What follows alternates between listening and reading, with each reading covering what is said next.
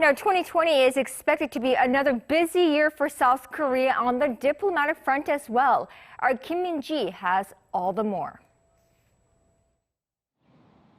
In a matter of days, South Korea and the U.S. will be back at the negotiating table to discuss sharing the cost of stationing American troops on the Korean Peninsula.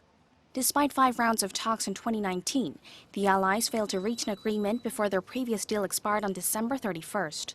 Although Washington says that it has scaled back its initial proposal, it had demanded Seoul increase its payment 5-fold to $5 billion. South Korea says the figure must be fair and mutually acceptable. If a new deal isn't reached by February, it could lead to wages not being paid to South Koreans working for U.S. Forces Korea, and money for other forms of support could be cut off. It's something we've never experienced before, so the implications need to be carefully thought out. With Japan, although South Korea has fostered momentum for talks, sticky issues still need to be settled. Seoul decided to conditionally extend their joint military intel sharing pact to SOMIA, with Tokyo agreeing to hold talks on its export controls, but either side could back out if they don't see the progress they want. Other issues are also in store, such as Japan's proposal to release radioactive water into the sea and to allow the controversial Rising Sun flag at the Tokyo Olympics. Tensions could further escalate if South Korea goes ahead and sells off assets seized from Japanese companies following a ruling on forced labor in 2018.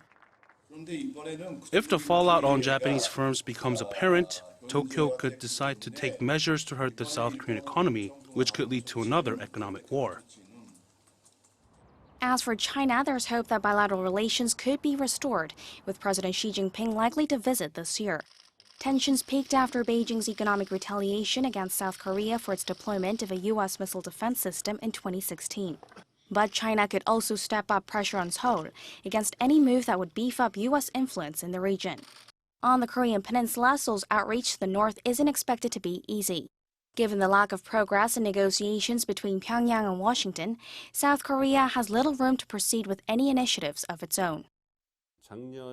Because we saw the height of tensions in 2019, it's expected that issues at hand will be dealt with better in the new year. South Korea and Japan know that it's in each other's interest to prevent ties from worsening, and with the Olympics coming, Tokyo will want to manage its external relations. Likewise, Seoul and Washington know what's beneficial for their alliance. Pundits add that when lots of issues become intertwined, making diplomacy complicated, a one-size-fits-all policy won't work.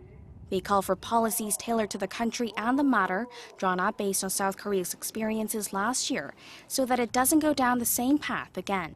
Kim Min-ji, Arirang News.